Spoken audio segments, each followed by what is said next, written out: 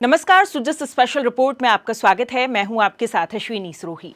मुख्यमंत्री श्री भजनलाल शर्मा की अध्यक्षता में मुख्यमंत्री कार्यालय में मंत्रिमंडल की बैठक आयोजित हुई।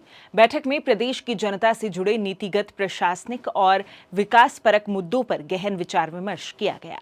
बैठक में विभिन्न अहम मुद्दों पर चर्चा हुई। ये निर्णय न केवल प्रदेश के समग्र विकास को नई दिशा देंगे, बल्कि आमजन के जीवन स्तर को और अधिक सुदृढ़ एवं सहज बनाने में भी अहम भूमिका निभाएंगे। उप मुख्यमंत्री डॉक्टर प्रेमचंद बैरवा एवं संसदीय कार्य मंत्री श्री जोगाराम पटेल ने प्रेस वार्ता में बैठक में हुए महत्वपूर्ण निर्णयों की जानकारी दी। उन्होंने बताया कि प्रदेश में विश्व स्तरीय खेल प्रतिभाएं तैयार करने के लिए महाराणा प्रताप स्पोर्ट्स यूनिवर्सिटी जयपुर विधेयक लाने, राजमेस मेडिकल कॉलेजों में एनआरआई कोटा की फीस कम करने, दिवंगत कार्मिक के माता पिता और दिव्यांग संतान के लिए पारिवारिक पेंशन के प्रावधानों के सरलीकरण एवं विभिन्न विभागों में कार्यरत कार्मिकों को पदोन्नतियों का लाभ देने के लिए सेवा नियमों में संशोधन सहित कई महत्वपूर्ण फैसले बैठक में किए गए। उप मुख्यमंत्री डॉक्टर प्रेमचंद बैरवा ने बताया कि कैबिनेट की बैठक में the Maharana Pratap Sports University Jaipur Bill 2025 के प्रारूप का अनुमोदन किया गया। ये विधेयक विधानसभा के आगामी सत्र में प्रस्तुत किया जाएगा। आपको बता दें कि वर्ष 2024-25 के बजट में प्रदेश में खेलों और शारीरिक शिक्षा को बढ़ावा देते हुए प्रतिभाशाली युवाओं को आधुनिक उपकरणों के साथ वैज्ञानिक प्रशिक्षण उपलब्ध कराने, विभिन्न खेलों के उच्च स्तरीय कोच एवं खेल विशेषज्ञ तैयार करने के लिए महाराणा प्रताप स्पोर्ट्स यूनिवर्सिटी स्थापित करने की घोषणा की गई थी। डॉक्टर बैरवा ने बताया कि ये विश्वविद्यालय खेल विज्ञान, स्पोर्ट्स टेक्नोलॉजी और परफॉर्मेंस एनालिटिक्स पर शोध को बढ़ावा देगा, जिससे खेलों की गुणवत्ता और खिलाड़ियों के प्रदर्शन में सुधार आएगा। ये विश्वविद्यालय राष्ट्रीय शिक्षा नीति के लक्ष्यों और उद्देश्यों के अनुरूप खेलों के विकास के लिए सेंटर ऑफ एक्सीलेंस के रूप में भी कार्य करेगा। नवीनतम स्पोर्ट्स इंफ्रास्ट्रक्चर से लैस ये विश्वविद्यालय हाई परफॉर्मेंस ट्रेनिंग सेंटर के रूप में प्रदेश की खेल प्रतिभाओं को अंतर्राष्ट्रीय मानकों के अनुरूप निखारने का काम करेगा। माननीय मुख्यमंत्री श्री भजनलाल शर्मा जी की अध्यक्षता में मंत्रिमंडल की बैठक आयोजित की गई, जिसमें विश्व स्तरीय खेल प्रतिभा तैयार करने के लिए महाराणा प्रताप स्पोर्ट यूनिवर्सिटी जयपुर विधेयक लाने और राजमेस मेडिकल कॉलेज में एनआरआई कोटा की फीस कम करने और दिवंगत कर्मियों के माता पिता और दिव्यांग संतान के लिए पारिवारिक पेंशन के प्रावधानों का सरलीकरण एवं विभिन्न विभागों में कार्यरत कर्मियों को पदोन्नति का लाभ देने के लिए सेवा नियमों में संशोधन सहित अन्य कई महत्वपूर्ण फैसले किए गए हैं। वहीं संसदीय कार्य मंत्री श्री जोगाराम पटेल ने बताया कि वर्तमान में राजस्थान सिविल सेवा पेंशन नियम 1996 के नियम 62(4) में दिवंगत कार्मिक के माता पिता के मामले में कार्मिक की कुल परिलब्धियों की 30% पारिवारिक पेंशन दिए जाने का प्रावधान है।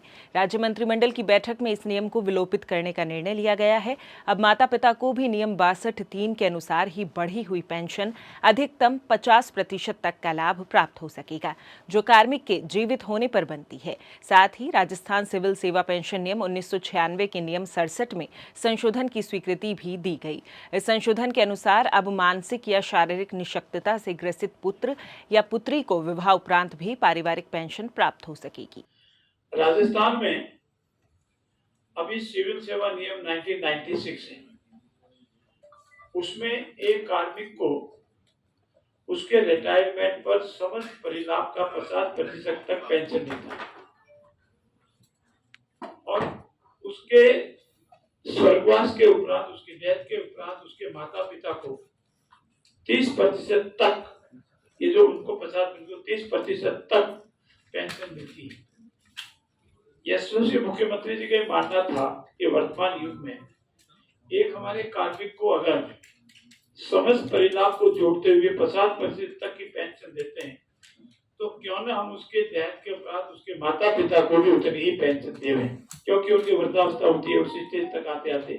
मंत्रिमंडल की बैठक में माननीय मुख्यमंत्री जी के आह्वान पर मंत्रिमंडल ने तय किया है तो जो नियम 62(4) था, जिसके मार्फत 30% था, उसको विलोपित कर दिया है और नियम 62(3) की मार्फत अब किसी कार्मिक को जो पेंशन मिलने वाली समस्त परिलाभ को जोड़ते हुए उसके माता पिता को भी 50% तक पेंशन मिलेगी और ये ऐतिहासिक कदम राजस्थान के इतिहास में होगा। उप मुख्यमंत्री डॉक्टर बैरवा ने बताया कि राजमिस कॉलेजों में एनआरआई कोटा सीटों की फीस को तर्कसंगत बनाते हुए संशोधन का निर्णय मंत्रिमंडल की बैठक में लिया गया।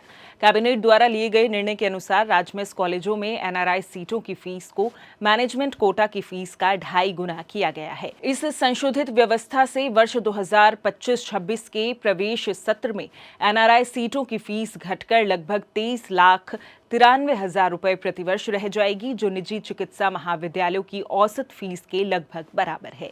इससे प्रतिभाशाली एनआरआई विद्यार्थी राजमिस मेडिकल कॉलेजों में प्रवेश लेने के लिए आकर्षित होंगे और राजमिस सोसाइटी को प्रतिवर्ष लगभग 45 करोड़ रुपए तक अतिरिक्त आय प्राप्त होगी। हमने राजमिस मेडिकल कॉलेजों में एनआरआई कोटा फीस में संशोधन किया है कि हमारे जो एनआरआई कोटा से जो विद्यार्थी आते थे उनकी फीस करीब 31 लाख के करीब थी और हमारे जो मैनेजमेंट कोटा की सीटें थी उसमें 9 लाख रुपए थी।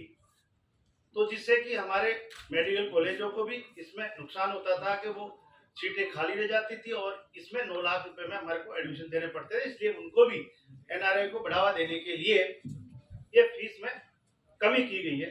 राजस्थान मेडिकल एजुकेशन सोसाइटी द्वारा संचालित मेडिकल कॉलेजों में 50% सीटें, गवर्नमेंट फीस कोटा 35% सीटें मैनेजमेंट कोटा और 15% सीटें एनआरआई कोटे की थी। इन कॉलेजों में एनआरआई कोटा सीटों की फीस को तर्कसंगत बनाते हुए संशोधन का निर्णय इस मंत्रिमंडल की बैठक में लिया गया।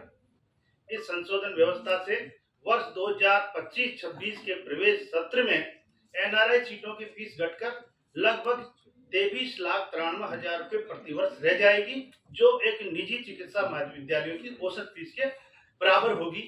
इस कदम से प्रतिभाशाली एनआरआई विद्यार्थी राजमिस मेडिकल कॉलेजों में प्रवेश लेने के लिए आकर्षित होंगे और राजमिस सोसाइटी को प्रतिवर्ष लगभग 45 करोड़ रुपए की अतिरिक्त आय भी प्राप्त होगी। संसदीय कार्य मंत्री ने बताया कि 5200 मेगावाट क्षमता की सौर ऊर्जा परियोजनाओं हेतु सशर्त कीमतन भूमि आवंटित करने की स्वीकृति भी मंत्रिमंडल द्वारा प्रदान की गई।